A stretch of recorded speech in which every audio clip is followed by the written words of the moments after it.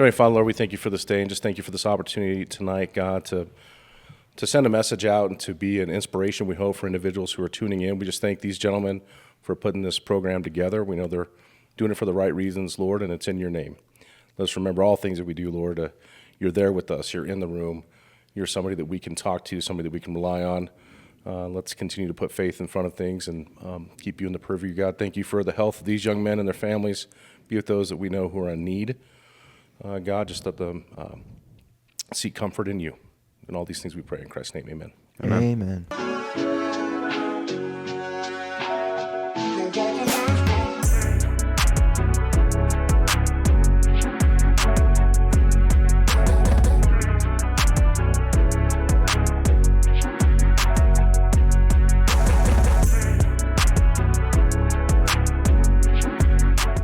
What's up, guys? We're here with Mayor Duckett. Wow. Welcome. I'm here, man. Yeah. So over there, as always, we got Bryce back on the pod for What's up, guys? the umpteenth time. Way better than Vaughn. Yeah, for sure. We better. didn't want him anyways. Wow. Zeke, what's going on? It's Zeke. What's up, guys? And then it's me. Not much to it. And then we got Mayor Duckett. For sure. What a great crew.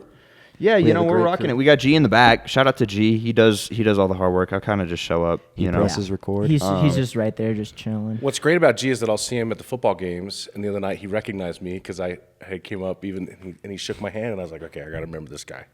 Now you remember And that. here you are. You're right here. He's got a pretty memorable face. He's literally everywhere. everywhere. He does He's everything. everywhere. He's Yes, G fresh. community. G is he works about like 300 hours a week, I think, between church and school and baseball and random gigs. Like, I have no idea how he does it. No pay either. Yeah.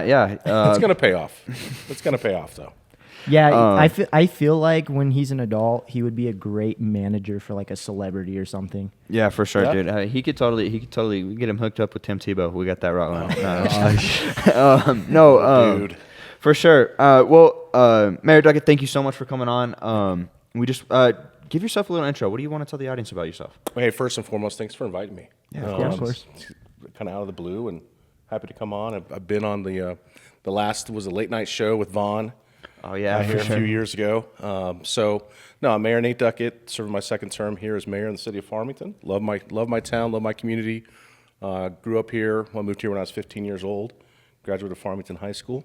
Yes, Scorpions. I mean, I'm in a PV house, but there's a whole room Yeah, full that of green sucks. stuff, baby. See, right there, you were going up, and then Yeah, love our community, and am honored, actually, very humbled to serve it, and that to be elected twice as mayor is a really big deal. I've That also means that served- our city likes you. It appears that way.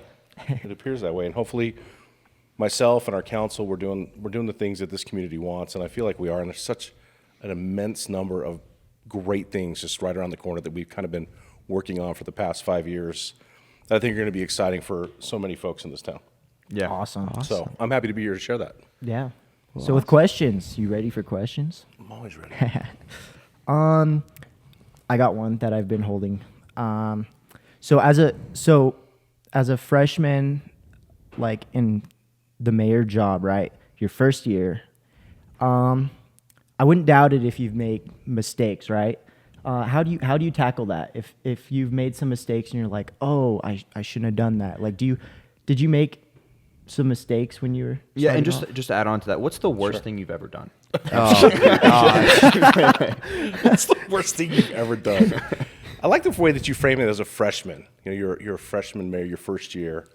I think that's really interesting. You'd be interested to know this. I am and have served the single longest term as a mayor in the history of the city of Farmington because my first term was 5.5 years. Okay. Really? Why? Because they changed the election laws. State changed the election laws like year 2 and wanted all municipal government to run elections the odd numbered years in November, where typically we were even Gotcha. numbered years in March. Gotcha. Interesting. So that way, all of your elections happen in November, right? And Yeah. it Makes sense. it Yeah, it easy. gets synced up So we with that, opted yeah. in to do that, but by doing so, it also stretched us from what would have been the election of March of 22 to November of 23. Gotcha. Okay. Okay. Gotcha. So Interesting. how many terms can you serve?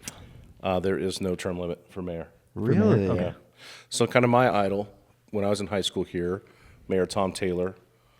He served 12 years as mayor here Wow. in the city of Farmington. And then his successor, Mayor Bill Stanley, he served 12 years. Gotcha. Tommy Roberts, who then followed Bill, who was, I graduated with Tommy's daughter. It's like really tight-knit kind of thing. He served 8 years, and then I'm now in my 6th year. Gotcha. Okay, cool. Well, congratulations first off. Yeah. So, as he said. I don't think I answered your question, though. Yeah.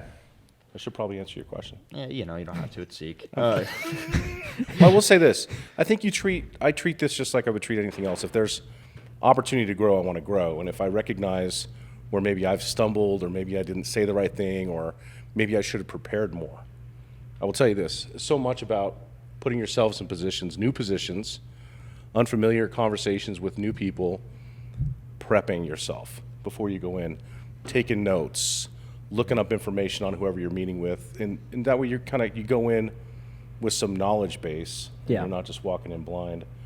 I would say that's really key to ensuring that you don't falter, because so much of what this is the public's. You're in the public a lot, and that's probably been one of the most surprising things for our little town of 46,000 people, is how much you're asked to go and do things. And it can be anything from being here tonight with you guys to giving a welcome speech for a walkathon, or it's going to meetings, it's representing us in Santa Fe, things Yeah, like absolutely. that. I've been to DC twice, representing this Twice? community. Wow, that's Yeah. awesome. I've been to DC once. Yeah, Not great. for anything you did, but Had a great time. DC's a great town, but just again, it was honored to be able to go and Yeah. represent this community. And that's awesome. So, all right, graduated from FHS. So how do you go down all the way there from FHS? I'm actually a San Juan College guy. I can't talk any crap. But to where you are now. So we talked about it a little before the show. You went. Yeah. How did just kind of walk us through that? Sure. When I was little, I kind of mentioned this earlier. My mom was very big about putting me out front. So when it came to prayer, I was always the one doing the prayers for all the family meals.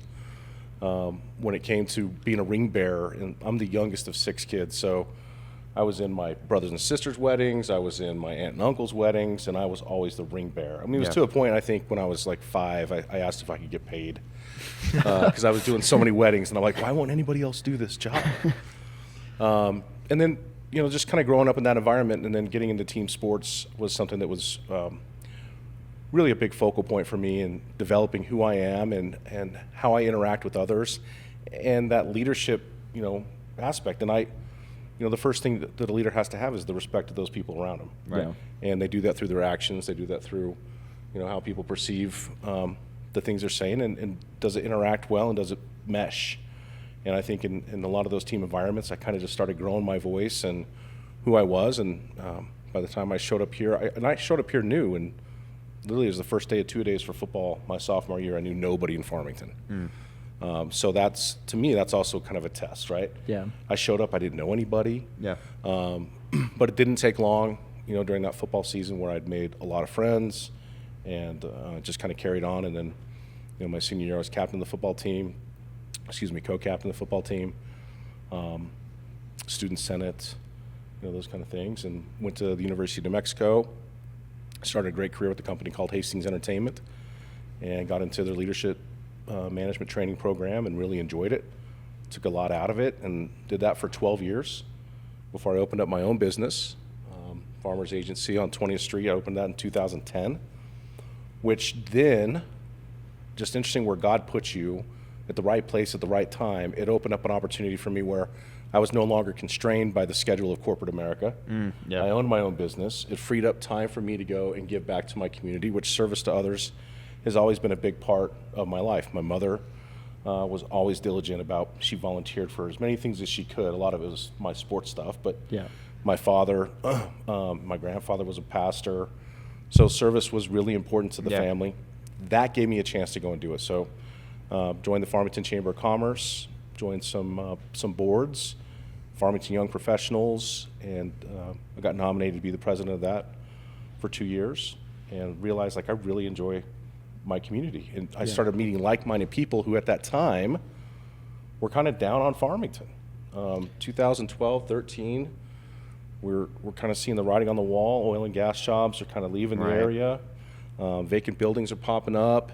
People are getting really worried, like, what's the future of Farmington have? And I'm sitting there like, dude, I really love this town. This town changed my life. I never, when I was 14 years old, if they'd have said you're gonna be the mayor of Farmington, New Mexico, and I'm in Denver, and I'm like, where is Farmington, New Mexico? So for me, even being here was I think God leading me, because I fought it. I didn't want to come here, by the way, gentlemen. That's about right. Yeah. My mother came here first, and she was like, "You're coming with me to go to Tibbetts," and I'm like, "Tibbetts? I'm not going to any place called Tibbetts." Yeah, gross. You should have went to That ain't Hermosa. happening. That ain't happening. And then Or were you talking about cities? things worked out. No, definitely middle schools. Yeah. And Tibbetts isn't the move, man. Yeah, my mom showed up in Denver with the Tibbetts handbook when I was going into 9th grade, and she's like, "This is where you're At gonna least go." Hermosa or Heights. Mesa View and Tibbetts? No. She lived in the Tibbetts area. It's just- There it's was just no zoning, waivers bro. back then, Oh man. my You just- gosh. Waivers were not there. Dang. Anyways, so I end up here, and great community. Came back, served, and then made a leadership. I went through Leadership San Juan. Graham, I think both your parents have been through there. I believe so. Mom has. The city then had a citizens academy that I went through, and went through Leadership New Mexico, and all those things kind of come around to. Again, I wanted to provide some vision, something for this community to get behind, because people were really worried about where we were going. Yeah. Yeah. So I said, I think I could help this. So, okay, going back early, service has always been like a big part of that. I mean, it kind of entered the Hills mission statement. Host of lead loves. Lead love. Sorry, right? So, yeah. yeah. I can't spell. Anyways, so I think that's really admirable. I mean, everybody here kind of works to do stuff like that too. Well, you're here right now. Exactly. Everybody in this room actually works with production and trying to on Wednesday and Sunday nights trying to work on making sure that we have the best possible presentation and for this community. And that's kind of what we care about. You know what I mean? So, to the people who, some of the audience watching, you're kind of the mayor, just a little bit. What are some good service opportunities for Farmington? Where do you think we need it right now?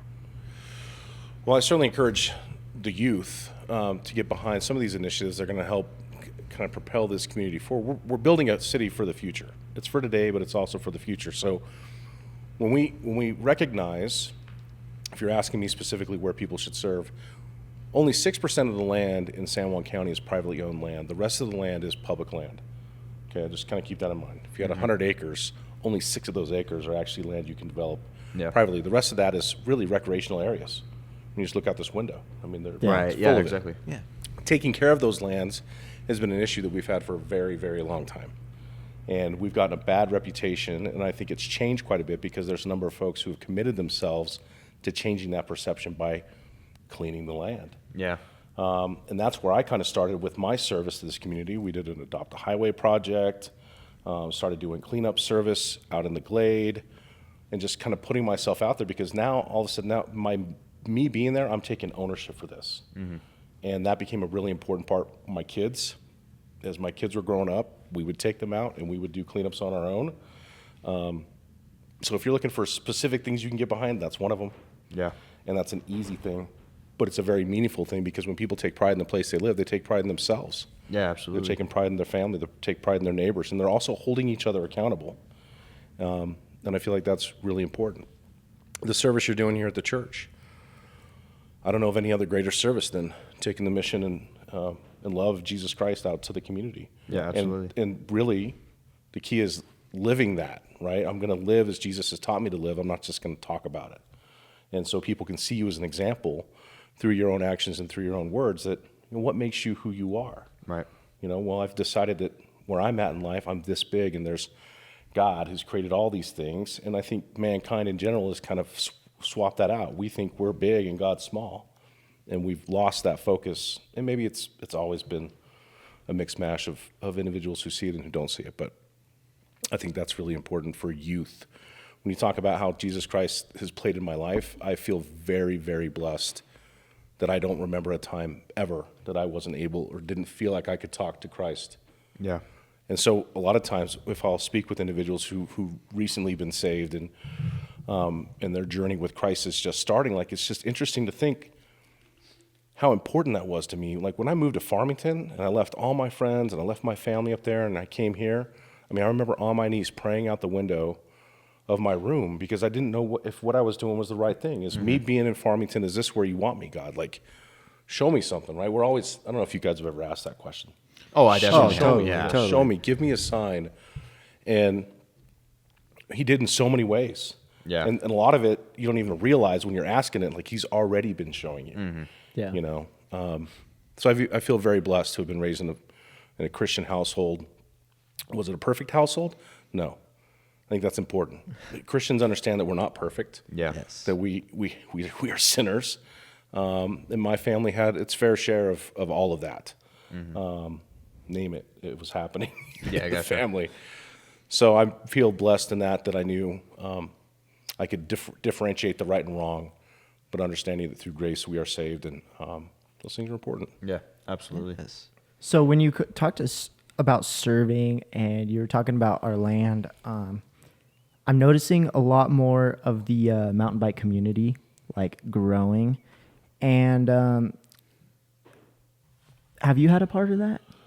Because Well- I've noticed that there's bike parks around here now. There's like all sorts of stuff. And No, it's a great question. It has definitely been a focus of our outdoor recreation initiative. okay. With all of this landscape that can be traversed on a two-wheel bike or three-wheel bike, depending on the kind of bike you're riding, it made sense. So when you're looking at whether it's your business, whether it's your household, in our case, it was looking at a city that was losing jobs, and you start going, what other industries can we bring in that will help supplant those things that have left?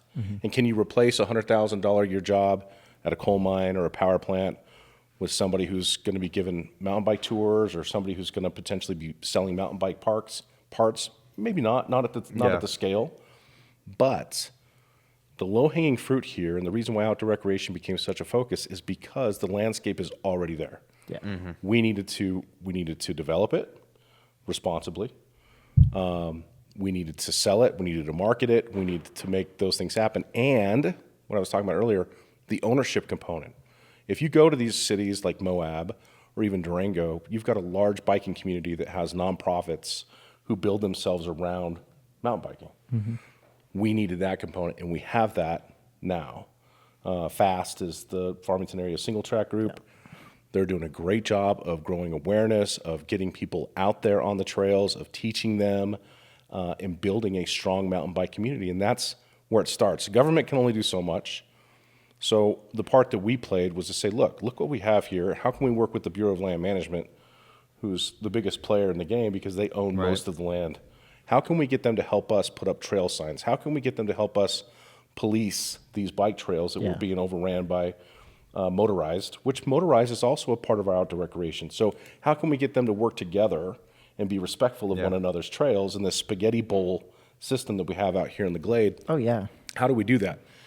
And really, that's what it took. It took bringing everybody to the table for 2 or 3 years, just talking about it and putting into action a lot of initiatives that, for example, San Juan County and the BLM, through a collaborative effort, they built the East Glade Mountain Bike Park. So I'm sure you've been out there, you've seen it. And then just recently, the city and the county got together, and we put some money in the bucket, and we built bathrooms out there as a part of that. Because if you're going to attract the public, you need to have some of those amenities so that they want to stay. Right. Working with the county on getting the Boneyard mountain bike trail. Oh, I back love that online. one. So we've been working with the county and the BLM again in that situation because all this is kind of outside of the city. Right. And I think what we're trying to do, at least what I've been trying to do, is kind of facilitate. How can we make some of these happen? San Juan College, so when FAST first came together as a group, they're coming to us like, hey, do you have any land where we could build mountain bike trails? And they happened to go meet with San Juan College and give a presentation that said, look, this is what we'd like to do with your land that's just south of the college. Here's our vision. What do you guys think? Yeah. And the college swept in, man, and Yeah. took that initiative right up. And now you've got this really cool mountain bike park. You've got a pump track on it, right in the it's not really the middle of the city, but it's more, Right. Yeah. from east or west. It's much more in the city than out on North Foothills. But here's kind of the projects we've been working on, and what will start happening soon is the Juniper Basin Bike Park which is also up on North Foothills. We've got 93 acres there as a city. It's just after the Y, going up towards Scalibri. Okay. On the right-hand side, there's 93 acres there that will be developed for multi-level, multi-skill mountain biking. And it will tie in, and actually it'll be kind of post and cabled off to keep any motorized activity out of there. But that's going to be amazing. So that's a big thing coming down And- the pipeline quickly. And that's tourism. I mean, Oh yeah, it's abroad. Yeah. Things like that. Well, in southern Colorado, in February, March, it's wet. It's still thawing up there. yeah. They need somewhere to go mountain biking. We have that. Right. Yeah. And the reason why I asked you is because we have a lot of youth that are into mountain biking. They're into doing things, and I'd like to let them know because, like, throughout your childhood, you need to keep yourself occupied with hobbies and stuff. I think I'm gonna interject real quick. I think that's a huge. So all right, I'm big on mental health and advocating for all this stuff. We got a shameless plug here. I'm not sure when this is airing, but we'll be in the middle of a sermon series. We'll have okay. started, and I'll have spoken by this point, a sermon series about mental health. I'm not okay. And the first thing I'll tell people when they're dealing with two things, which are the biggest I'm talking about, I talk about porn addictions and I talk about suicide and mental health and all that stuff. The answer to both of those is honestly get outside. Oh yeah. Like it's really hard to be tempted when you're tempted to look at things you shouldn't be looking at when you're riding bikes. It's just not one of those things that you think about. And the same thing, like if you want to, like if you don't want to be living anymore, again, you're just not going to think about it when you're doing stuff and when you're out there and when you're in. And so those are the two biggest things I can see. And there's a lot of science behind. So to kind of jump on what Zeke's saying, how do you like raising awareness? What is out there right now? Right. That people, the youth who are watching this, where can they go, man? Well, I think that's a really great segue. I got a couple thoughts on this. One, when I see a post by a parent who says there's nothing here for teenagers to do, I think how sad. Oh Yeah. yeah. How sad, because outside is what there is to do. Right. Yeah. And by the way, most of that is free. So Right. it's low cost, it's accessible.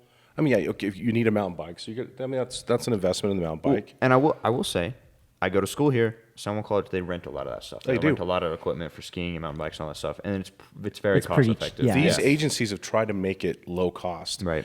Even FAST, with some of their programming, they've gone out and they've gotten grants to help pay for the tuition for their students to come in so they can pay their instructors so they can get people to go out and teach kids how to do these things. And my father's he's a coach in the fast, and so that's why I was Awesome. asking you too. Yeah, who's your dad? John Hines. All right, cool. I know John. You do? Yeah. Nice. Yeah. No, I'm very proud of them. And I'll tell you this, what we need a youth club. Yeah. Yeah. We need a youth mountain bike club, and I would love to see actually mountain bike clubs at all the high schools where we can start putting together and competing in state, regional type mountain biking events. And when you're talking about competing, we've had people that have been in really big mountain bike races that live around this area. Those guys in Durango are in the Olympics, like Yeah. every Yeah. 4 years, man. Right. Yeah. Right. We have They're we have incredible ski- athletes. Yeah, we have tons of athletes. Yeah. No, this is seriously, it's like the breadbasket of outdoor recreation. And anybody here who wants to get serious about it and wants to make a life out of it, and wants to be an influencer in doing it, like there's no better playground to go and do this. There's a lot of the off-roaders who started to do it. I met one the other day. Colt builds it. This guy named Colt who lives here, and he moved down here from South Dakota because he loves what we have to offer for off-roading. And I mean, he's here. He's we have his Healy. own We YouTube have, Yeah, we have Lauren Healy here. yeah. Lauren Healy's like the greatest Ford Bronco. Yeah, have driver you in seen the his history of Bronco? Ford. That He's thing is incredible. awesome. Yeah, so you've got all these really core components, like a strong foundation that I think we're all going to continue to grow from. And I've said this to our state legislative body, like we are primed as a state for investment into these types of things to attract those crowds that have already overran Colorado, they're overrunning Utah. We have a lot here to offer. The part that we don't have to offer that this state really struggles with is the industries. Okay. We don't have industries for mom and dad to come down unless you're working remotely, because again, you have the best backyard ever. Right. But we have great opportunities in healthcare. We have great opportunities in education. But beyond that, we're talking energy is the key. Right. And right now, this state is, attacking fossil fuels. I got a question. Yes. What happened to PNM? Because Yeah. you're talking about energy, and I heard that it just exploded. And I mean, You know how it high just, schoolers or- talk. I'm sorry to It be blew specific. up. It just blew it up. Imploded. That's Yeah. what they said. So you're talking about the San Juan generating station? Yeah. Yeah. Yeah. So that, we went on a 5-year fight to keep that generating station open. That's what actually took me to DC twice. Okay. Was to fight for that facility to be turned into a carbon sequestration facility. So all the CO2 coming out of those stacks would be piped underground or piped into a pipeline that would go to Texas and used for oil extraction. That fight ended, and now what you just saw a couple weeks ago, they've been tearing down the plant for a year, but now they just exploded the big stacks. So it was Yeah. intentional, Zeke. It was Yeah. Oh intentional. no, I know. I'm just saying it was just a. It was not an attack by a foreign agent. It sounds like something somebody in government would tell us. I'm just Right, pointing right. that out. No, no, but so my family's from an energy background. I know a little bit about energy in that area.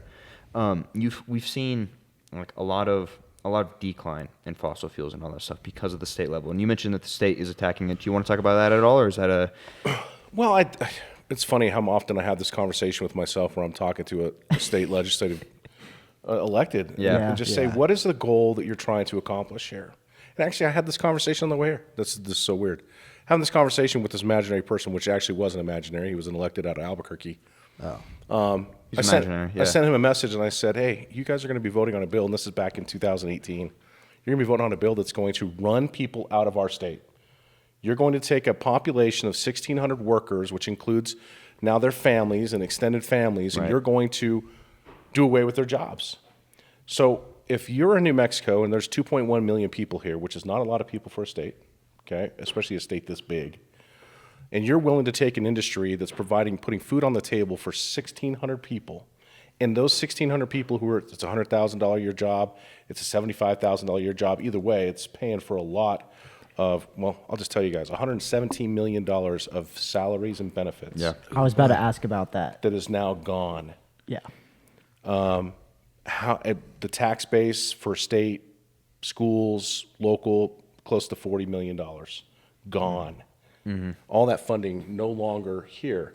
The $117 million, all that's going through your communities, right? Like Yeah. you're paying for groceries, you're buying cars, you're putting your kids through college, you're doing all these things, gone. And this gentleman, tells me that he was a city manager for a city in New York State years ago, and they had an auto plant closed down, and they lost 10,000 jobs.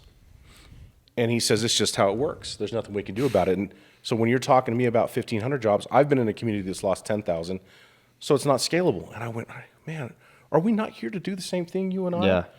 And to try and proliferate life and opportunity for New Mexicans? Yeah. Because you've just created a whole population of people that are going to go to Texas. Right. They're going to go to Pennsylvania.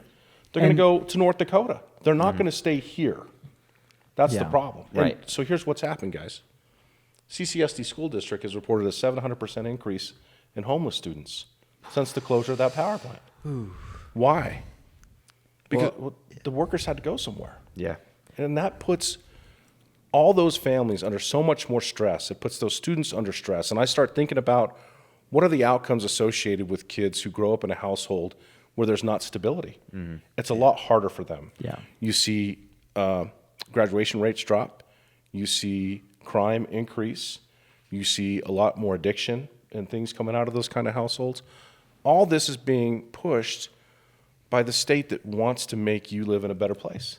That's their goal. I mean, the goal is we want to kill fossil fuels because we don't want carbon dioxide in the air. But I got to tell you guys, there's a lot better strategy than just cutting the legs Right, off of the absolutely. entire industry and Well, saying isn't- this is going to solve it all. When it's a lot more complicated than this little power plant Yeah. in New Mexico. Yeah. Isn't it like I read something, I might be wrong, don't quote me on it, but I think it's like somewhere around 90% more cleaner air to do natural gas than it is to do. Coal or what? Oh, natural Yeah. gas is definitely cleaner. Yeah, for Yeah, sure. there's no doubt about it. But that power plant out there, we had already had a $350 million investment made on it 2 years prior to their decision to knock it down. they had already put on all the cleaners, all the scrubbers, everything to scrub all the bad stuff out of it. So it was like 96% is what that was operating out as far as clean energy goes. CO2, it was putting CO2 out. There's no doubt about that. Yeah. But we had the plan to put it in the ground. Right. We had investors to come and do it. We could not get the state to back it up, even though the Department of Energy in Washington, D.C., and Obama and Trump had created tax credits to say, hey, anybody who wants to come and do this, we're going to give you billions Right. of dollars in tax credits to get this done. And we could have sustained these jobs here in this area for a very long time. The Navajo Nation, unfortunately, because they also lost, they closed down the power plant in Page, Arizona. That was even bigger than San Juan Generating Station. So that was a $40 million hit to the bottom line of the Navajo Nation when they closed down that power plant. And I know our podcast isn't supposed to be too political. It's supposed to be religious, but I had that conversation on my mind, and it's such a coincidence how you were literally talking about it as you were driving up, right? I'm serious. And it's such a big issue because I was reading on it, and I was reading about how many millions of dollars, and $1 million is a lot of money, and how many people are homeless that you're talking about. It's too big of an issue to just ignore, I believe. And that's why I wanted to ask you about it. And I'll just tell you, one of the biggest issues I've found in my service here, so local government's very different than state and federal government. Oh, yeah, for sure. We're literally talking about parks, streets, police and fire, planning. These are the things that are your utilities, things that matter to you every single day. You are much more touched by and impacted by what we do than you are by the state and the feds. Yeah. But when you see them, in these conversations we had 2 weeks ago, they sent the Economic Development Department up to host a forum of local stakeholders to talk about what the impact has been since they shut that power plant down. It's like they're sitting there looking at you going, well, what should we do now? And prior to them knocking it down or the plan to knock it down, we told them this is what's going to happen if you do it. And by the way, everything that we've said has come to fruition. And now we sit in a place, you asked about P&M. P&M guaranteed that they would build replacement power here in San Juan County to replace that tax base. That's how much they have built. Wasn't it supposed to be replaced with solar? Natural gas. Oh. And okay. solar. And solar. With okay. batteries, yes. But they've built zero natural gas. Yeah. And these were all things that we said were going to happen. It's a very Darth Vader-ish moment when I was in Santa Fe in 2018 trying to fight to keep this plant open and just to talk to individuals who you knew were never going to let that happen. Yeah. And they'd look at you and be like, Mayor, trust me. If you join me together, you and I can rule the universe. It was like, I'm like, are you being for real right now? Like, you just tell me what you need and support this bill, and I promise you. And I'm like, how can I support this bill? How can I support you tearing down this community? How are you crazy? Yeah. It is very sad to see, like, just growing up, especially in a community that was built on natural gas and all that stuff. Hearing the stories from my grandparents and my parents on how the city thrived when that was our big industry and all that stuff, and now seeing how our legislative and state branches have shifted so far, and now it almost seems like they want to put out, oh, we're so clean, but in doing so, they're not caring about the people, caring about the community. Like you said, we've lost so many people, so much revenue that could have come from oil and gas that could have come to Farmington, we no longer get because of what we've lost. So I just think that it's so horrible what we're seeing the federal and state governments do, and how they're negatively impacting these communities. It's really, and I have a radio show on Saturdays. I don't know if you guys know that or not. Oh, yeah. We'll talk on there, my co-host Sean Conley and I will talk about the anti-human movement. And so much of this is the anti-human movement. If you could put, and I mean, they've got these graphs, they got all this information to talk about how the quality of life has improved for mankind since the proliferation of fossil fuels, how much more protected we are now from the elements. Look at this building we're in. Yeah. Think of all the oil and gas and energy that had to go into creating this building. Right. Yeah. But I feel pretty safe that unless there's like a, Category 5, tornado out there, we're going to be pretty all right. Yeah. So you think about all the clothes that we wear. Yeah. How much Petroleum products are in those clothes. Everything you look around, it's all created out of this amazing gift that God has given us. Every piece of plastic. And yeah. should we find responsible ways of utilizing it? 100%. Should we Absolutely. care about our footprint and our fingerprint on this earth? You better believe it. But you can't just cut something out and replace it with nothing. Right. And that's what they've done. I've used this example just real quick. My wife is a labor delivery nurse. That's awesome. She's been doing it for, I think she's 20. Well, we've been married 23 years. So there you go. 23 years. She's been a labor delivery nurse. It would have been like me going home one day and saying, babe, I know that you're really good at being a nurse, and this is a skill set that creates a lot of monetary value for our family. It feeds us. It puts clothes on our bodies. It pays for the heating and the cooling. But guess what? It's just not going to work out anymore. I need you to stop doing that tomorrow. And then her going, well, what are we going to do? How am I going to replace that income? I don't know.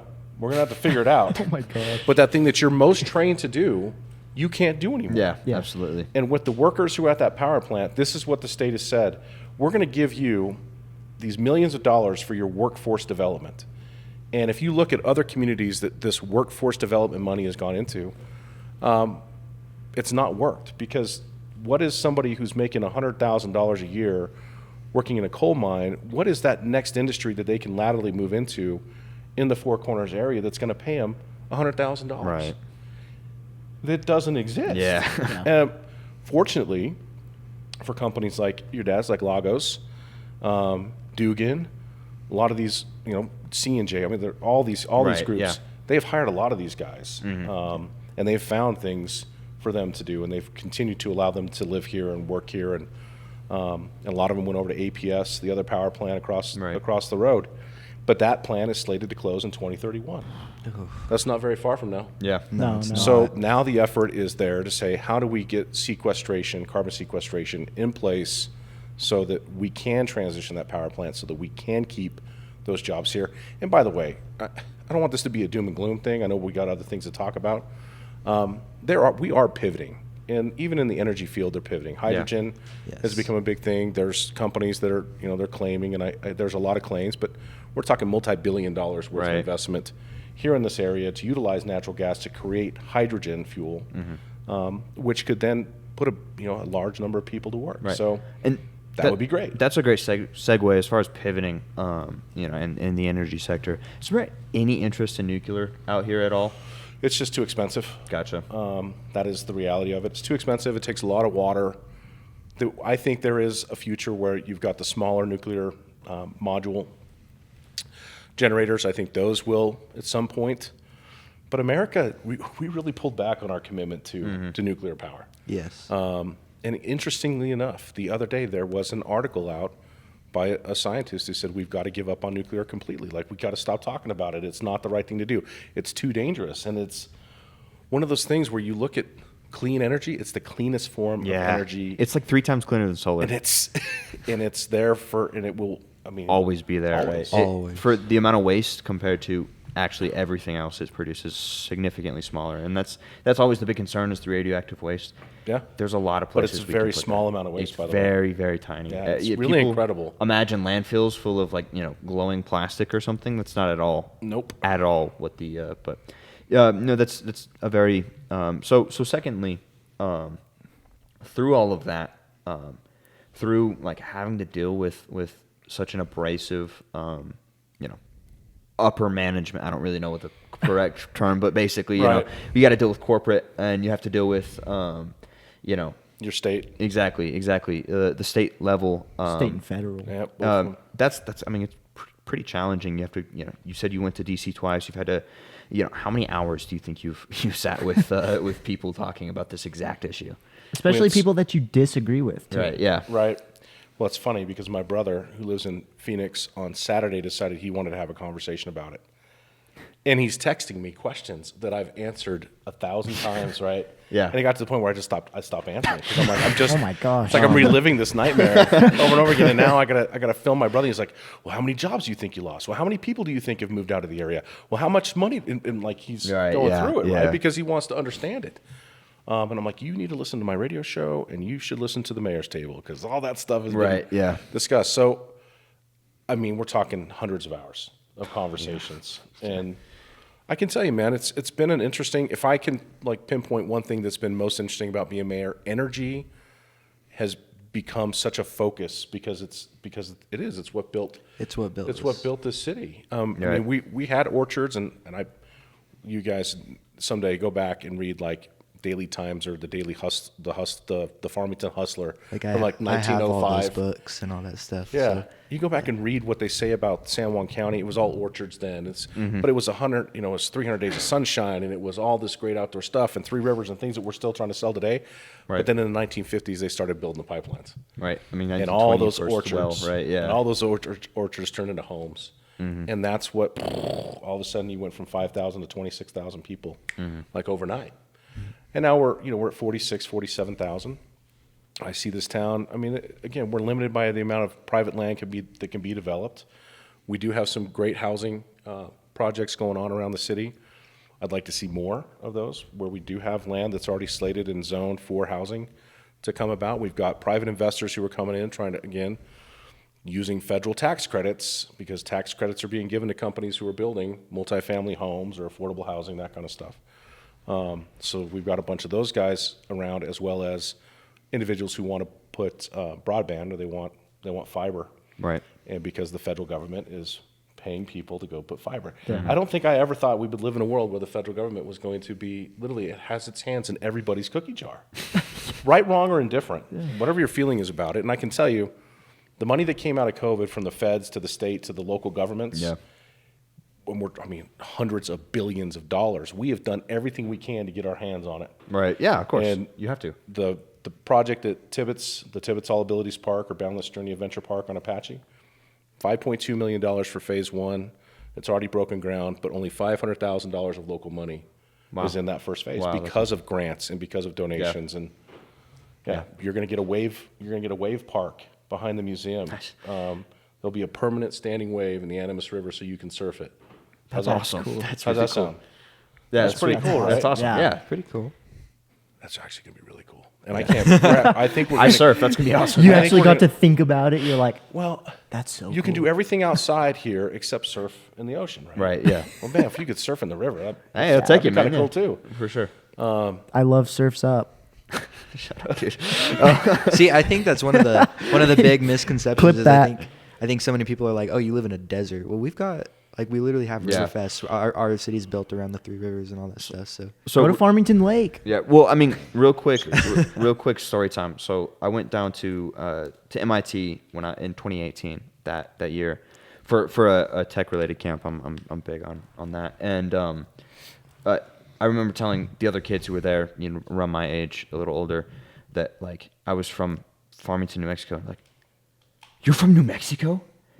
Like like it was a foreign land, like because all these guys are out of Show Boston, me. right? Show me pictures. So I legitimately brought my iPad and just showed them like pictures of like on the way to Albuquerque and stuff Yeah. like just that I had taken. Yeah. They're like it was like a foreign planet. Like, do you know what rain looks like? Yeah, I know what rain looks like. Like there's Does it rivers snow around. there? Yeah, exactly. Like dude, Do you speak Spanish? that was one person. One of the adults was like, "Wow, you have really good English. Like, what is that like?" oh my Like, gosh. was it really hard getting past the border? Like, Yeah. Oh. It's funny, man. the miseducation, man. But doing kind of a complete 180. I hate to do this to you guys. So through all that, you've had to deal with the state and federal and everybody, and getting to The talk on. anti-human community. Yeah, exactly. You've talked with, I'm sure, hundreds of people for, you said yourself, hundreds of hours. Sure. Through all of that, how do you think the relationship with Christ has been affected by that? Do you think like you've had to deal with like showing that part of yourself? Do you think you've had to kind of draw back there? What do you think? How do you think that has happened?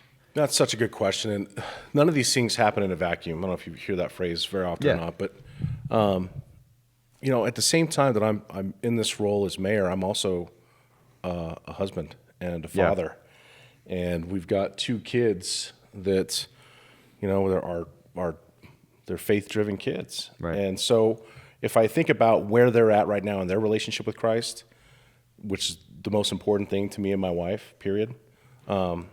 I feel like we've done a really good job throughout the battles and throughout the strife and throughout the things of still maintaining that core and that foundation. And why are we doing this?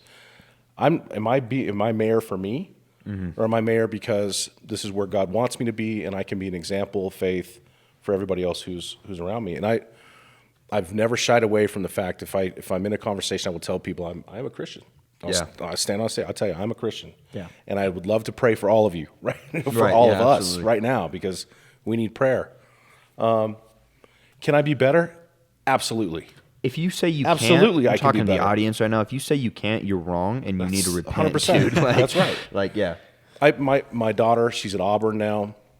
She's very far away from me, and I love her dearly.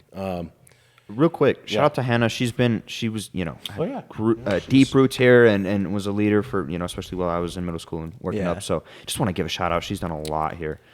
Yeah, she's a rock star, right? So she goes to Auburn. She knows nobody in Auburn, and she tells me the night that she's like, Dad, I found a community here that I didn't even know I was looking for, and a community of faith-driven people, and they've just kind of embraced me, and it's made me feel. And I'm like, God, thank you so much for bringing her to Auburn. Auburn wasn't even anywhere on my map of places Right. for her to go. Like it's in Alabama. Me in Alabama is like, wow, it's very different than New Mexico. Right, yeah. In many different ways.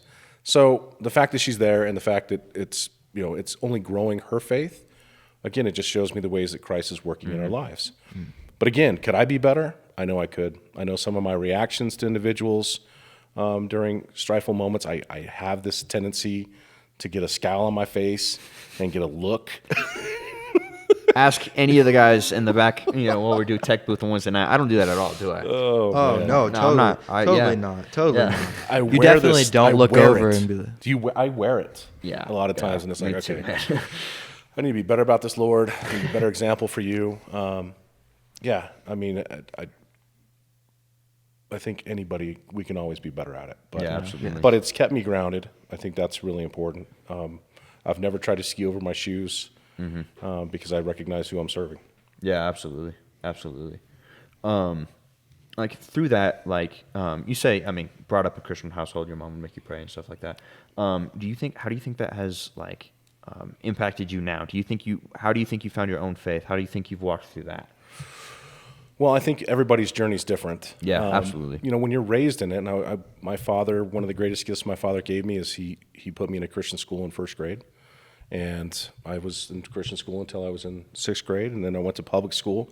But because that foundation was there, I was able to deal with the new things that came about going to a public school that all the other kids in my neighborhood had already been dealing with. Yeah. But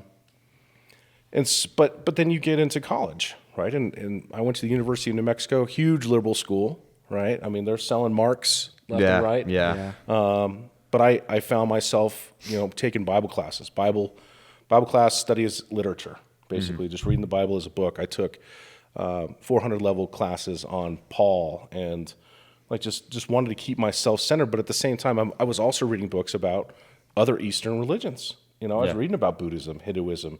I'm learning about how these things are kind of similar and the things that were happening in that region during the time that Judaism formed. And so then all of a sudden you're finding yourself questioning a lot of things about your faith. Yeah. And questioning things about your faith is normal. I will You're just tested. Yeah, absolutely. I want to look at the camera and tell you that. Questioning things about God is normal. Well, God says that your faith will be put to the test. Yes. Yeah, absolutely. And you have to go out and you have to read. First and foremost, getting into the Bible and reading the Bible on a regular basis and doing it with people who are of your own age, doing it with people who are in a leadership position, who can teach you, who can add context to it, who can ask the right questions to get you intrigued about it and think about it. We're going through 1 Corinthians right now in my church, and I'm getting so much out of it. Just 2 Sundays ago, talking about the freedom that we have in Christ. Yeah. Just how much freedom you have once you've completely involved yourself and accepted the fact that He is your Lord and Savior, and you're living within that world. It gets you excited. But there's times where you can go to very different places and be like, but what about this? Right. And what about that? And I can tell you this, when I was in college, I'll be open and honest here. My father was an alcoholic. I lost a sister to addiction. I lost another sister to alcohol, through liver cancer, lost my father through drinking and smoking, just like a bad lifestyle. Yeah. Right? Great people, awesome people. Just did things that wasn't good for them. I've Right? lost yeah. 3 kind of close family members to that Yeah. too. So- One of them was I've had one who had I believe it was like I think kidney failure, Yeah. and then one who fell and drowned, and Gotcha, then yeah. another one that bumped their head. So I can kind of relate to that. I'm sorry about that, too. No. I know. I've been through those Yeah. struggles, man. It's not easy. But my father wasn't always the best example. Right? It's a good thing he put me in Christian school. Because in Christian school, I'm learning about the things like, oh, Dad probably shouldn't be doing those things. Yeah. But it's not my job to judge my father. Right. Right. When I got into college, I started asking him questions about his faith. And one of the things I mentioned one day was, how can you just give up and just believe this one thing when there's so many other things for human beings to explore and to try and learn about and understand? And he told me, he goes, because I quit that fight and I've focused now and I'm so much happier just living in Christ and living within these boundaries of that, that he has set for us.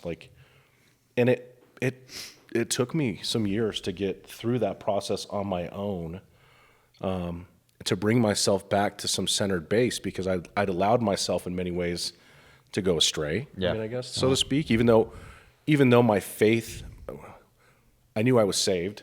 Right. And I think sometimes we use that as a crutch, Absolutely. right? Because Yeah. I know, I can do that. I'm saved. Yeah. Christ, that's what grace is for. Thank you, Lord. Well, you shouldn't do those things, Right, though, yeah, right? yeah. So, anyways, I think it's important for people to know questioning your faith is completely normal. But talking with people who have some more experience and understanding and can help you kind of talk about it. You got to talk it out with folks. If you're living inside your own head, a lot of times you can get yourself down some pretty deep rabbit holes. And to your point earlier, talking about getting outside, idle hands lead to all sorts of problems. Yeah, absolutely. So when you build a schedule of events and things that you're involved in, and man, there's no time for you to be idle. Right. You're just experiencing life all the time. Yeah, absolutely. So I'm gonna go back to it. I say to people, I've struggled with porn. I'm gonna just say it. I hate saying it, but I have. I've dealt with, like, most people who I know at my age also have struggled or are struggling with that exact same thing. And this is an analogy that maybe doesn't make the final cut, but I compare it to somebody who, like a meth addict. You lock yourself in a room, no matter how strong your self-control is. If you're a meth addict, you lock yourself in a room with meth all day. At some point, you're gonna break, right? If you're outside, if you run away, if you are focused on life, like you say, and the outdoors and all the opportunities we have in Farmington, most of which, or not most of which, but a lot of which that your administration have created, and Well, we try to help. for yeah, sure. exactly, and a lot of which, all of which God has put here, right? Through those landscape. When you enjoy those things, man, it is so much easier. It is so much easier to just step away. But Well, and you surround yourself with people who have Right. those same interests. That's the other thing too. Yeah, so we live in such a beautiful area. I think so many people don't see that. When they think of New Mexico, they probably think of just flat desert and all that. But that's really not the case. We have mountains. We do have a lot of desert, but we have forests, rivers, everything like that. And there's so much to do outside. And there's so many opportunities to go out and build a community around you, make so many friends around you. I've been so blessed since I've really accepted Christ into my life to have gone out and built my own community and just gone and enjoyed what God has provided us with. It's really incredible. yeah, Well, when you guys put together kind of your trips, your youth group stuff, people are out there that makes them nervous to think, oh, okay, I'm going to go with these folks for Yeah. Right. what's going to happen. Man, open yourself up. You're going to Yeah. open yourself up to opportunity to learn so much more that you have in common. Rush with conference. shout out to, I got the bracelet on right now, man. I knew Sorry, I I had to had pull up to. with it. Yeah, for Good sure. call. Good call. Easy plug. Gee, but- when do registrations for Rush 25 start? 2 weeks. 2 months. 2 months. 2 weeks. 2 weeks, Yeah, right 2 now. weeks. You sign up. No, It's going to be the 5th year 2 anniversary. months. Yeah. Registrations open for Rush 2025. Don't miss it. But I'll talk about that and going up and enjoying a lot of the nature out there, man. We got to go up to Durango and to especially around the Purgatory area in Cascade Village, and like a lot of that was just like a great way to get away and connect with God. And I think that there's so much of that. You don't have to go up there. Like, I mean, you definitely can and should, but you can enjoy God's and His creation right here, man. Oh, yeah. We have the best sunsets. Oh, right? oh yeah. Oh, New Mexico I've been sunsets to are 4 the different best. continents, I think, at this point, and Yeah. I've watched the sunset over the Kenyan desert and on the Hawaii beach and all these different places. And I'll tell you right now, there's still no better sunset than That's Farmington, pretty. Mexico. We're in the Four Corners again. I'll just say it. We're in the breadbasket. It is a unique place. In March, you can go skiing. Yeah. And you can play golf on the same day in Farmington, right? I Yeah. just go north. I go skiing. Come play golf in the afternoon. I mean, there's just that kind of diversity in it. But for folks watching this, man, the hardest step is always the first step. Yeah. If you're going to challenge yourself, and we should all be challenging ourselves, is take that risk and just trust the process and trust God. Trust God. Yeah. Yeah. Get out from in front of your phones, man. Phones have become Yeah, for sure. If somebody talks about what's the biggest issue we've faced as a society, I will tell you that the smartphone has been in the top 3. Yeah, Oh, no, I would totally. completely agree. And I mean, it goes back to the porn thing, right? Beforehand, you had to go out to a store and buy magazines and like indulge in that area, and that's a very uncomfortable experience. It's really, really easy for me to find porn. It's really easy, and so it becomes for this generation. It's 4th, 5th grade is where I got, you know what I mean? And it's such a young thing just because it's all right there. It's shoved in your face. And, go outside, man. Don't play games. Don't do all of this stuff. Go outside. Just enjoy God's creation. There's so many programs here in the city, in the county in general, that are built for that. I mean, Yeah, to absolutely. get kids outside and get them to volunteer. For sure. Go help build bike trails. Go help down at Lake Farmington. I mean, we're hiring individuals to go be lifeguards. We need lifeguards. We all love this great water sports Can you stuff. swim? You're hired. But COVID killed the lifeguard Yeah. industry. Yeah, it was a it did. 50% shortage across the United States for lifeguards after 2020. And we're trying slowly to build that back up. And I think we had 70 lifeguards this last summer. But we still needed like another 25, 30. I will say I know a lot of lifeguards, a lot of people in my age group who are lifeguards Yeah. and do that. It's a great yeah, occupation. it You is. learn a It really lot. is. And I go into some of the facilities, though, and I'm like, nobody's all day long. We're just sitting here. There's nothing even happening. Yeah.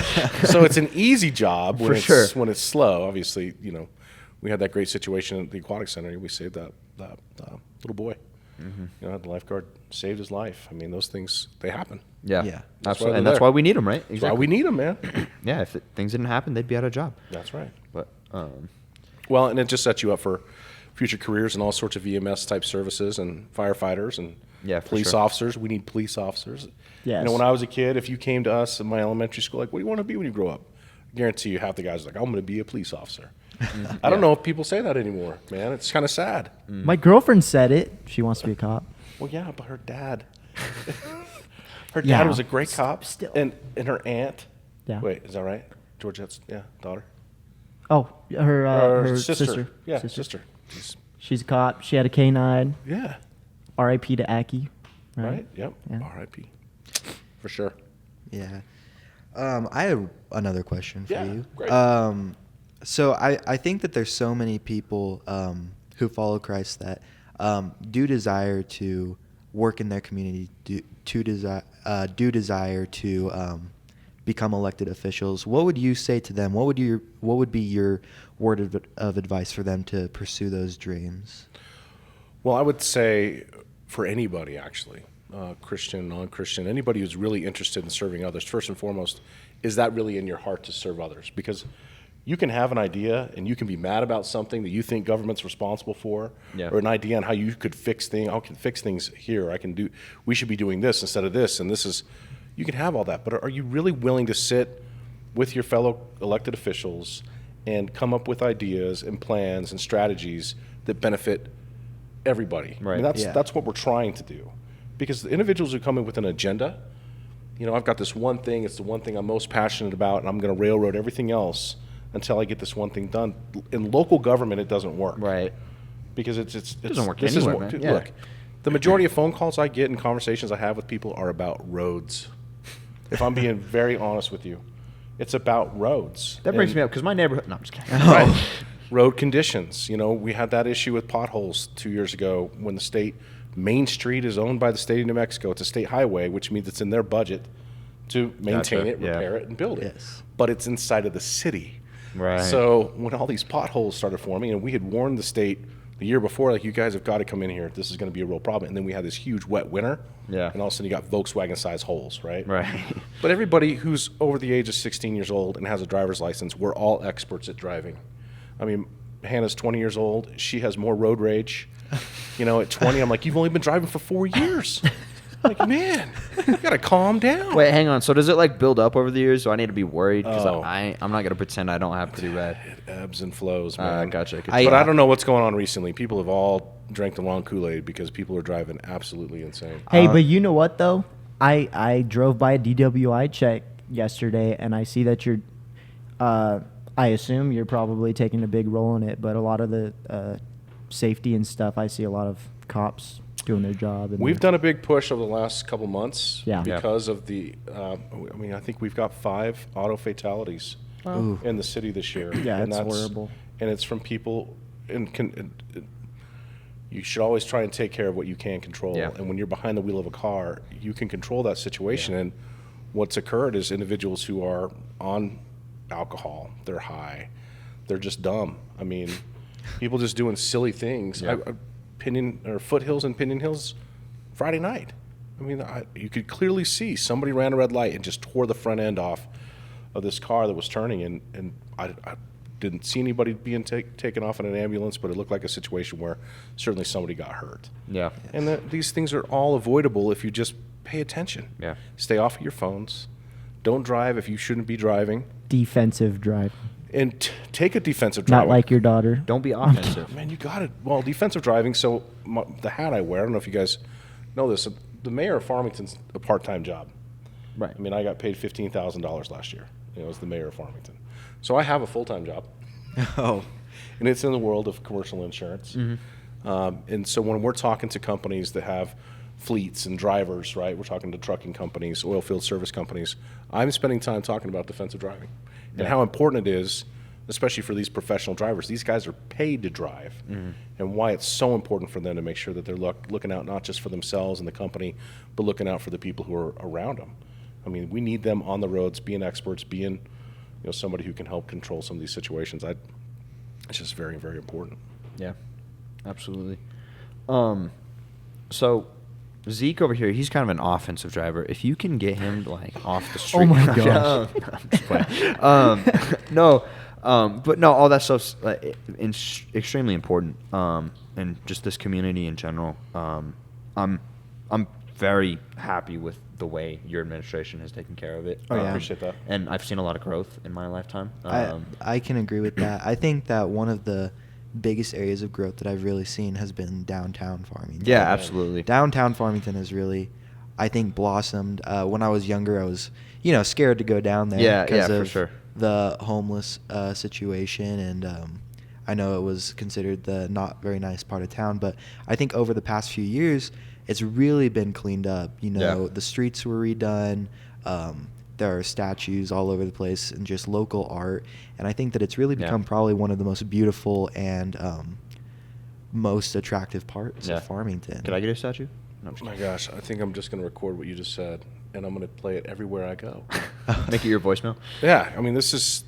Thank you. Little No, ego really, thank boost. you. It's a if big you're deal. going into Yeah. a meeting, play that back. Yeah, seriously. Yeah, for sure. Remind Get pumped myself up. why we're doing what we're doing. Yeah. So Downtown. The my son's roundabouts. a junior at PV. We went to Louisiana this summer for a football camp, and on our way back, he's like, "Dad, I don't think I want to live anywhere else. Yeah. I love Farmington." He goes, "It's such a great town. Like, it has everything that you could possibly want," which is true, by the way. When I drove to Auburn, hitting all these towns on the way, we drove through New Mexico, Texas, Louisiana, Mississippi, Alabama, into Georgia. All those little towns. Farmington has everything that all these towns have Yeah. in this tiny offset place here in Yes. northwest New Mexico. And 45 minutes from here, you have a whole other experience in Durango, Right. which is very unique and we're very blessed to have in this community. And I consider this, that's why I use the Four Corners term a lot, Yeah. because 45 minutes for me in Denver when I lived there. That's how long it took me to get to my brother's house, and he still lived in quote unquote Denver. Right. Right. Yeah.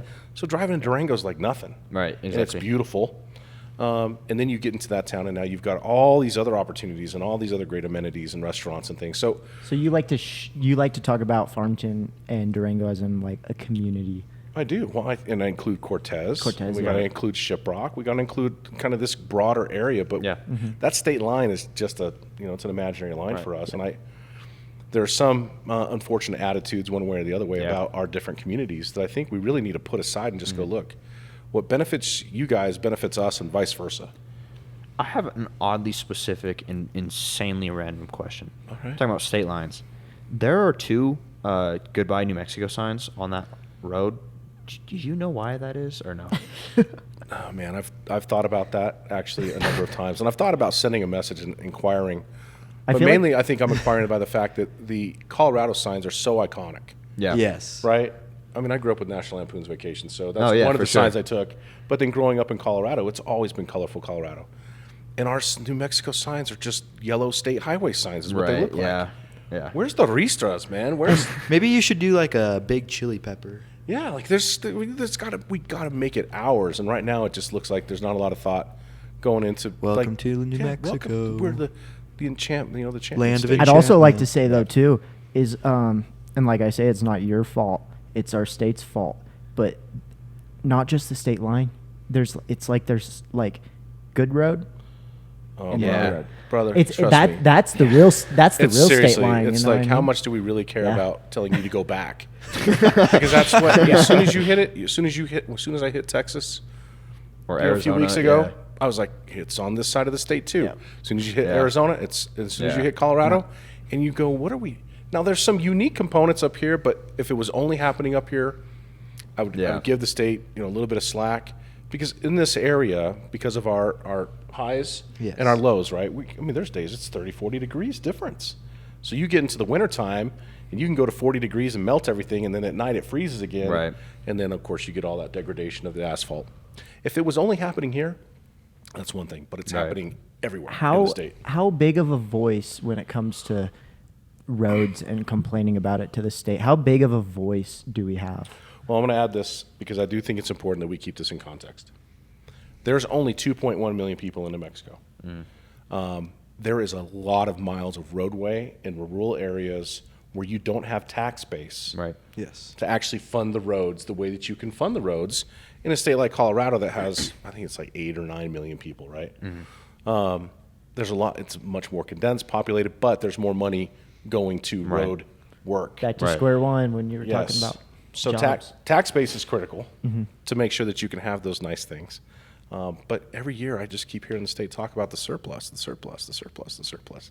Well, it seems to me like we could put that surplus Yeah. into our roadways, because if it's the most important thing that people talk to me about, I can tell you that I have a lot in these conversations with the state. I send a lot of emails. Yeah. I sent one the other day, actually, because they're on West Main right now doing that part. And there's the left-hand turn lane going on the La Plata Highway has always been a treacherous thing for me. Like, everybody's slowing down, doing 60, going downhill, and all of a sudden you get into that turn lane, and it's like, doo-doo, doo-doo, doo-doo. Yeah. Yeah. Sorry, that was my sound effect. Hey, Dum-dum-dum. at least your vehicle is better equipped for it. Yeah, well, I like the 4x4s, man. Yeah, for sure. For sure. I had to drive a Toyota Camry in Louisiana, and I'm like, I can't have this. Yeah, I think that. Did I answer your question, by the way? I think so. It's easy to get off on these tangents. Yeah, Like, yeah, how do for you sure. tell Yeah. people? Yeah. But I want to make sure I just reiterate that a servant's heart. Yeah. Christ was the greatest servant leader there was. Literally, I mean, I just think about today. If Christ was walking down the streets of Farmington, would you know it was Christ? Yeah. Right? Do you guys think about that? Like, and the people who followed him, who threw off everything that they owned to follow him. I mean, it didn't look like probably a rosy band of Yeah. For sure. married gentlemen. you know? Well, my favorite, especially in John, it talks about like how much they like argue with each other, and Yeah. John calling himself the beloved, and like the It's one so who Jesus real life, loved, and isn't it? Isn't that interesting? Yeah. Like, it's just like a group of, constantly these are just teenagers. They're arguing. The youngest was 16, the oldest was 26 of Jesus' disciples, right? Is So you that- have just a bunch of teenagers and a teacher. Like Yeah. that's a high school classroom.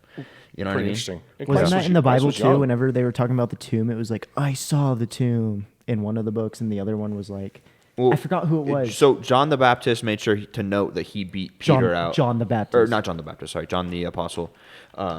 Made sure to make it clear to everybody reading that he beat Peter to the tomb, and that Peter was the one who cut off the ear of the servant, and all these things that the other books left pretty vague. So but like you can totally see the human aspect Yes. to all of these people, and I think that's such an interesting Yeah, and thing. they were all sinners. And Yeah, they were known exactly. sinners. Right. And that's the other part of it, too, that I think we forget sometimes in our Christian world is who are you surrounding yourself with? Okay, that's great. Every day I'm surrounded by Christians because I want to be with Christians, but you got to do some outreach. Yeah. Yes. You got to have some real conversations with other people. And, I mean, one, it helps humble you. Two, it helps inspire them, right? Yeah. I mean, we can't just be in our own circles all the time. Yeah, absolutely. As Christians, because Christ calls us to be disciples. I mean, I know that's a big mission here at Hills. Yeah, for sure. So the reason I asked that question is because it is like kind of a goal of mine. Like in these past couple of years, I've definitely I'm the student body president of Farmington High School, Nice. the president of our BPA chapter, secretary of our HOSA chapter, and I do love getting out into my community and serving it. Community service is a big part of what I do. Every Wednesday I come and help in production. Every Sunday I help teach a Sunday school class. So serving has always been a big part of my life, and I've always kind of wanted and viewed myself as going into those elected official position. So, Well, I will tell you this. I find it interesting. I mean, I've had people come to me in the past who are like, hey, I want to run. Okay, why do you want to run? Well, and one of the things I'll ask is, what have you done up to this point? yes. And I can tell you vividly a conversation I had with somebody who wanted to run for city council. And I'm like, all right, well, tell me the things you're kind of volunteering for. I don't really volunteer. Okay, well, I mean, I do some stuff through my church sometimes, but all right, well, do you ever go like Chamber of Commerce? No, I'm not familiar with them. Have you ever thought about doing Leadership San Juan, which is a great program for individuals who are interested in learning about what makes San Juan County run? No, I don't really want to do that stuff. I don't want to go to that retreat. I don't want to be surrounded by those people for a weekend. And I'm like, well, what are you doing then to connect with this community that you want to serve? Do you spend time at the senior center? Are you spending time at Sycamore Park Community Center? Are you spending time in places with people who really need local government to work for them? And the answer was no. Right. And so you're on that right path. Because that was what really inspired me to run, was being a part of a group of people who want this community to thrive. Yeah. And talking to them about, well, what do you think we need to do? How can we get around this obstacle? What about this challenge over here? What do we need to do with that? I mean, you want me to do economic development. How do we fund economic development? That's a very difficult thing to do. But you're there, you're surrounded by it, you're hearing their voices, you're hearing their ideas, and basically, you know what else happens in that situation? They learn to respect you. Yeah. They learn to trust you, right? You're showing up. I mean, the first component to any service is show up. That's why churches, hey, we're going to have a bake sale this Sunday. Who's coming? And it's like, everybody's like, oh. And the same exactly. 10 people raise their hand every time. Right. You guys are probably 3 of those 10 people. Oh, we all know G is. Yeah, G's at everything 3 times somehow. Like I see G here, and here. He's running camera, and he's talking to people, and he's serving food. But no, it's such a truth, man. Is there's like, I seeing that in a lot of times. I'm gonna say something. I'll probably say it off camera because this is something that could come off negatively on others. But there's a lot of times I'll see people in certain positions and like, well, I love politics. What? You know what I mean? Like that's not like why you should be doing it, right? It's the service. Well, I'll tell you what, though. I mean, I know individuals, and they're very much Right. on that right and left component. That's their spectrum. Yeah. The best thing about being mayor is this is a nonpartisan role. Yeah. I don't run on a party. yeah, So that way I can really legitimately say I'm serving all people. I'm not just, taking the right or the left because that's where I subscribe myself to. But you get into the state, even the county, Yeah. and Fed, and that's the one thing about all those others, and I've tried to use this before. You don't want to embroil your local government in the same type of controversies and divisions that you find at the state and the federal level, because we are literally providing services that make your quality of life better. I know the feds tax you, and I know the state taxes you, and I know that they're doing stuff that you disagree with, but right here locally, we are trying to do the things that make living here good. Yeah. Right? Like, I want you guys in your age group, we're building things for your age group because people have said there's nothing here for our kids. Now, that's just part of it. Right. Obviously. Yeah. It adds to the quality of life of everybody here. But that's one of those things. I'm not choosing to do one thing or another thing because this is what my party line has told me I need to do. That to me has been one of the downfalls. Oh, excuse me. And by the way, that's not anything new. Right. This yeah. country has been divided for forever. Oh, yeah. Just And go back I feel like it's go back even- and read some of the writings from 1776. It's pretty intense. Yeah. And I feel like it's very intense now. And I would say, not getting too political, but I would just say, just pray on your like opinions and stuff. I'd say if you're like, especially in this voting session, I'd just say to like pray. I Yeah, pray completely for agree. what God is wanting for us. Like, whether no matter who the next president of the United States is going to be, whether it be Donald Trump or Kamala Harris, just pray that it is through God's will that they will do what is right by the people. And I go back to what Graham was saying about people who say, "Oh, I love politics." I feel like that's such a negative. It should be you love the people. Yeah. It shouldn't The be you love the community, you wanna serve politics. them. It shouldn't be you love the politics, because in a way that's saying I love my own power, and that's not allowing God to do His work through you. Yeah. That's you doing your own thing. If you, I'm very big on like putting the people first, individual rights, all that stuff, and I believe that those are the things that allow God to work.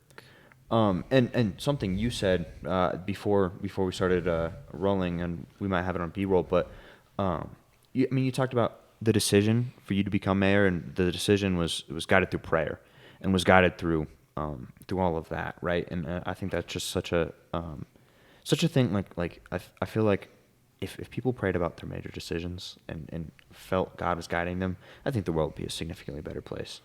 I think so too, and I can't disagree with that at all. Yeah. Certainly, the process of deciding to run for an elected office takes a lot of prayer, and it takes a lot of conversations with your family and your friends and stakeholders. That was the other thing that I didn't mention, is the fact that I went and started talking to individuals who had been leaders here Right. Yes. for a long time and said, "So I'm interested in running. What do you guys think about this?" And I had this conversation with an oil and gas guy who said, "I would never run for a political office in this town. This town is dead."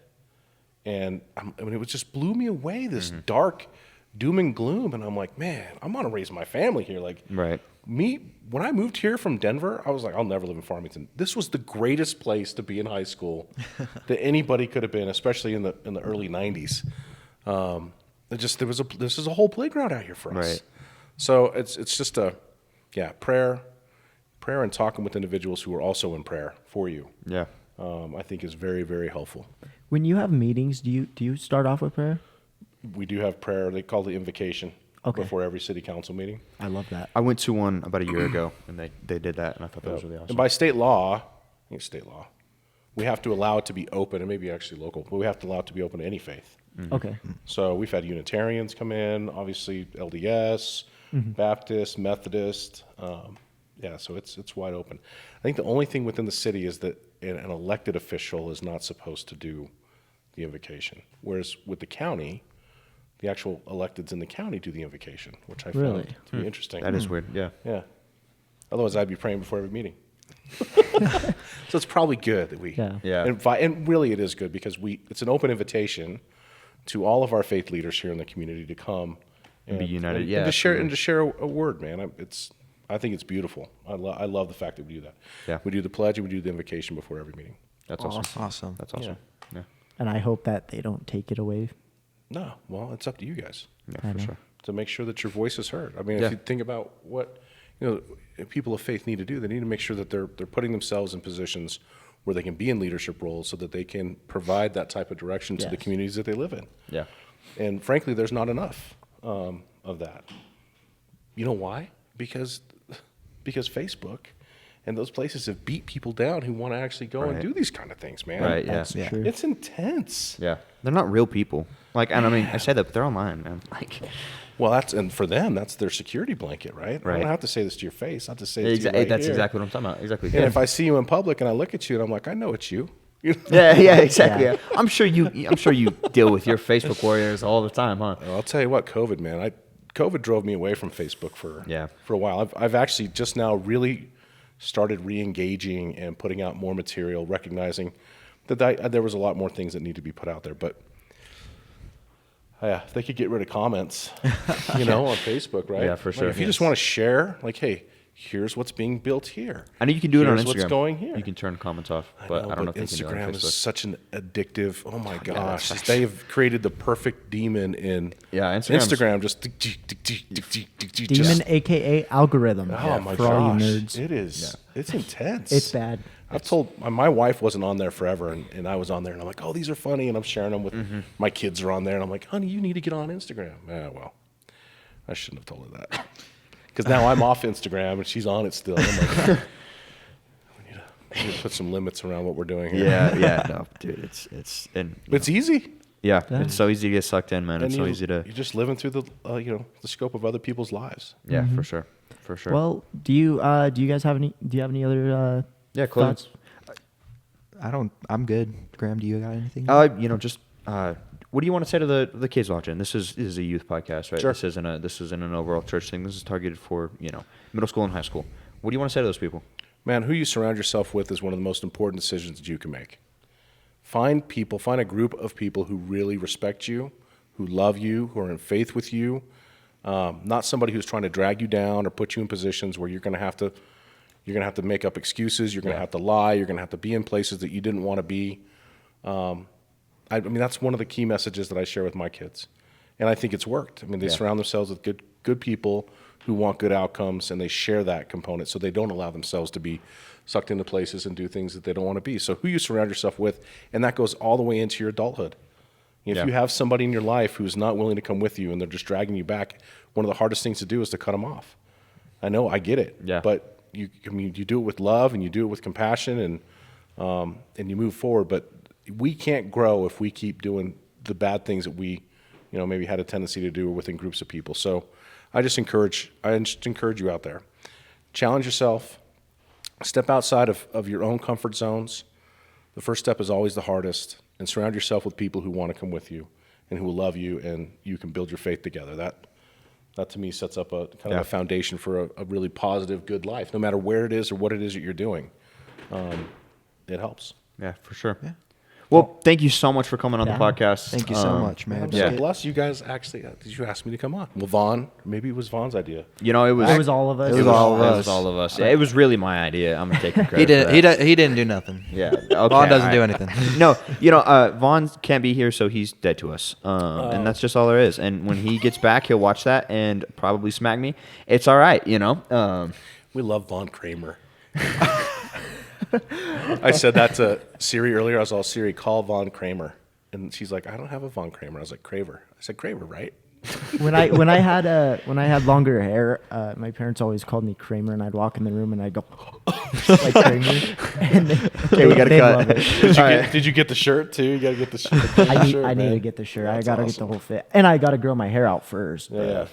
Hey, no, thank you guys very much. Yeah, and thank you for what of you're doing course. Yeah, absolutely. within the church and within the community and within your schools. I know that you're setting a good example, and know that in those positions comes a lot of responsibility. Yeah, for Yes. sure. And take responsibility for that responsibility, right? Yeah. I mean, make sure you know.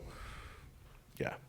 Yeah. Thank you. Well, thank Yeah. you. Awesome. Thank Thank you you guys. so much for coming on. It's been a great episode. Absolutely. Honored to be here, man. Keep up the good work. Yeah, for sure. Bye, guys. G. All right. Thanks for checking out the video. We'll see you next time. Bye, guys.